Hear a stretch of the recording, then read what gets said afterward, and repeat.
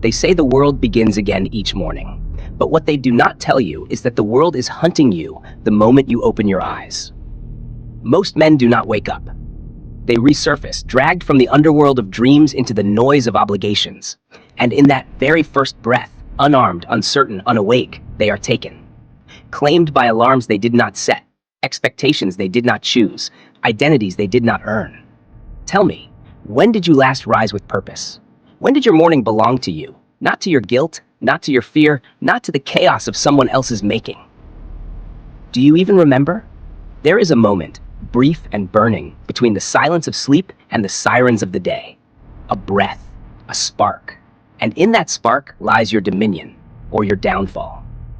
The man who commands that first moment does not merely win the morning. He conquers the day, and eventually the world.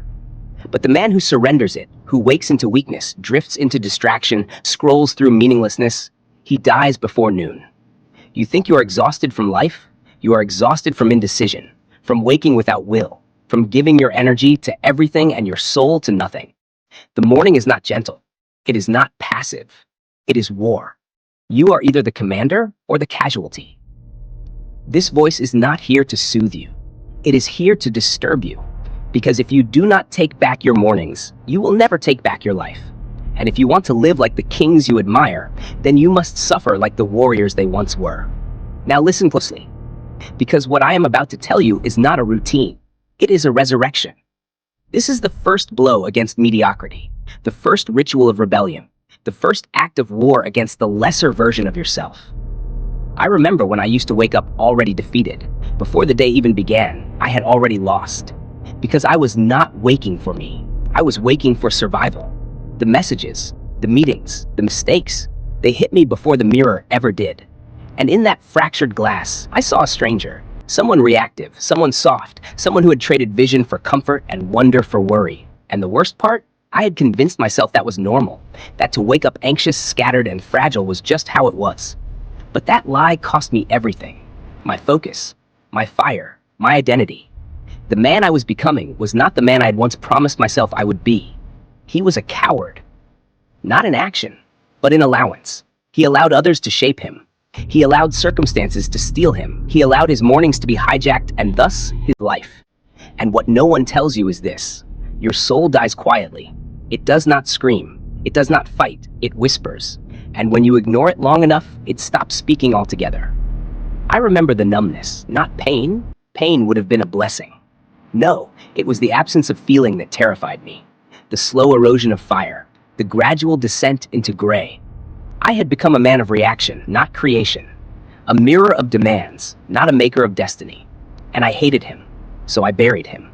I buried that version of myself with one decision, to reclaim the morning, to treat the first 10 minutes of the day as sacred, holy, untouchable. Because what you do before the world sees you decides how the world sees you. What you say to yourself before anyone else speaks becomes the law by which you live. And if that law is written in fear, then every decision will be drenched in it. If that law is written in power, then even your silence will command attention. Most people do not lose their lives in a tragic moment. They lose them slowly, in mornings they did not claim. And I had lost enough. So I made a vow. No more surrender. No more snooze button suicide. No more begging the world for permission to matter. I would rise, and I would rise violently, with fire, with focus, with an identity forged in the stillness that others were too afraid to sit in. Because only in silence can you hear the scream of who you were always meant to become. Nietzsche once said, "He who has a why to live can bear almost any how." But what if you do not remember your why? What if it has been drowned in decades of noise? Then you must rebuild it, brick by painful brick. And that construction begins every morning. Because your mind is not a servant. It is a sovereign, but only if you lead it. Most men are ruled by thought patterns they never chose, by identities inherited, not designed. They wake up and become whoever the world tells them to be that day. A manager, a father, a husband, a failure, a fraud. But beneath all that is the one identity that matters, the creator, the self-author, the architect of becoming.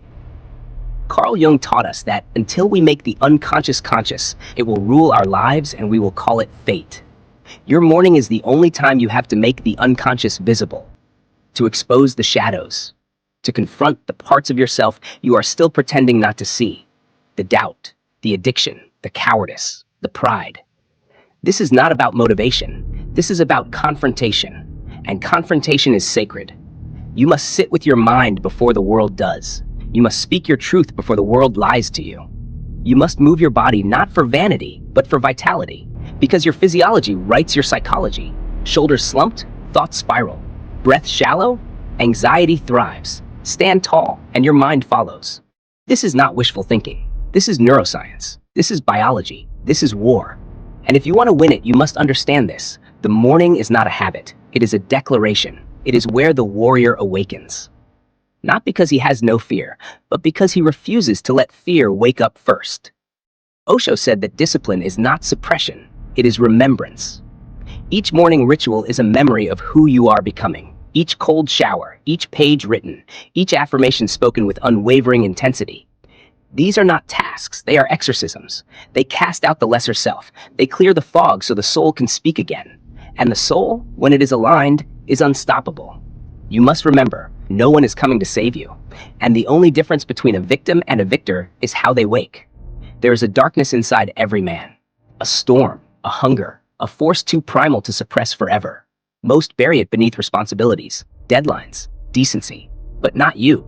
Not anymore. You will wake it. And you will use it, because discipline is not the absence of madness, it is the mastery of it. When you do one hard thing each morning, you reclaim the throne. You make the resistance kneel, and resistance is always loudest right before the breakthrough. It will tell you not to get up. It will tell you that you are tired, that it does not matter, that no one is watching. And that is when you rise, not in spite of the voice, but because of it. Because each time you obey strength, the weakness dies a little more. Cold water, push-ups, silence. A journal entry so raw it bleeds on the page. Choose your hard thing and let it break you open. Because it is not the act that matters. It is the war it represents. The war against the part of you that wants to stay small.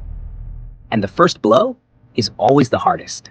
But once you strike, once you win, the enemy begins to fear you. And make no mistake, your lesser self is afraid. Afraid of what happens when you stop hesitating. Afraid of what happens when you move without needing permission. Afraid of the man you are becoming. Let him be afraid. Because when you move like fire, the world makes way. And when you speak life, your body follows. This is not affirmation. This is activation. Your mind is programmable. And if you do not program it, the world will. Speak life. Say who you are becoming. Not with doubt, but with fire. Not with apology, but with authority. And when you move, move with force. The walk, the breath, the stretch, the sweat. These are not workouts, they are rituals. They do not shape your body. They summon your identity. The king, the creator, the commander, he lives inside you. But he only answers to consistency. He only reveals himself to the man who does not flinch. You do not get to meet your higher self on accident. You earn the introduction. Through fire, through discipline, through obsession. Write down your truth. Scribble your pain. Name your demons before they name you. And then, act. Because action is the only thing that makes belief real. Ideas not written become ghosts. Goals not declared become regrets. And men not disciplined become shadows. You do not want to live like that. You want to be remembered. But first, you must remember yourself. So rise, strike, write, move, speak, and let each morning be a crucible in which your old self burns and your true self is born. You have waited long enough. Waited for motivation, waited for permission, waited for someone to say, now you are ready. No more. You were not born to react. You were born to rule. But first, you must rule yourself. The world bends not to the man who begs, but to the man who decides. And every morning, you must decide again. Who will I be? Not what will I do. That is too easy. But who? Because if you get that right, everything else submits. The mirror is not your enemy. It is your battleground. Speak into it not as a victim, but as a king. Declare what you will allow and what you will destroy. Look into your own eyes and say, I do not run from pressure. I rise under it. I do not shrink from vision. I expand into it. I do not follow fear. I make fear follow me. The man who does this each morning does not drift. He dominates. He does not scroll. He strikes. He does not beg for clarity. He creates it. That man is you. Or it will be. If you choose it again and again and again, until the choosing becomes you. There is no resolution here. No perfect ending. Only the cold truth that power is not something you achieve, it is something you command. And if you do not command your mornings, you will never command your life. So from this day forward, let your mornings be sacred. Let your words be law. Let your movement be sharp. Let your presence be unforgettable. And let your enemies, both within and without, tremble. Because the man who masters